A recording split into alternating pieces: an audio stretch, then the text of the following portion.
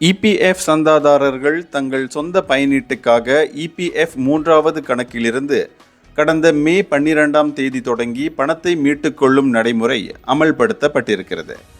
இந்த நிலையில் டிசம்பர் 17ஆம் தேதி தொடங்கி 10,000 ரிங்கிட் வரை இபிஎஃப் பணத்தை மீட்டுக்கொள்ளும் ஒரு சிறப்பு திட்டம் கொண்டு வரப்பட்டிருப்பதாக ஒரு தகவல் அண்மை காலமாக வைரலாகி இருக்கிறது.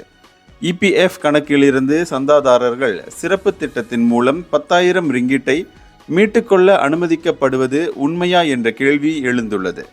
ஆனால் இபிஎஃப் பணத்தை மீட்டுக்கொள்ளும் இப்படி ஒரு புதிய திட்டம் ஏதும் இல்லை என்று இபிஎஃப் மறுத்திருக்கிறது. சமூக ஊடகங்களில் வைரலாகி இருக்கும் இந்த தவறான தகவலை நம்பி ஏமாந்து விட வேண்டாம் என இபிஎஃப் சமூக ஊடக செய்தியில் குறிப்பிட்டிருக்கிறது. தங்களுக்கு கிடைக்கும் தகவல் உண்மையானதா என்பதை இபிஎஃப் சந்தாதாரர்கள் உறுதி செய்து கொள்ள வேண்டும் என அது வலியுறுத்தியது.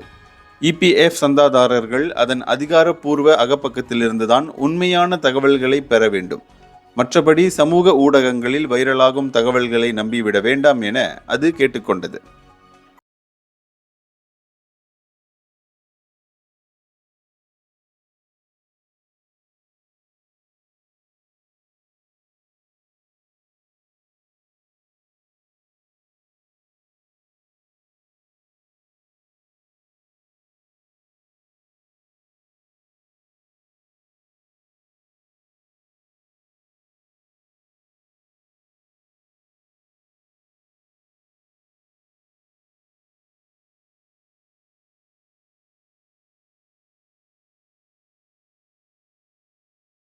இந்தியர்களின் இதய குரல் மக்களோசை.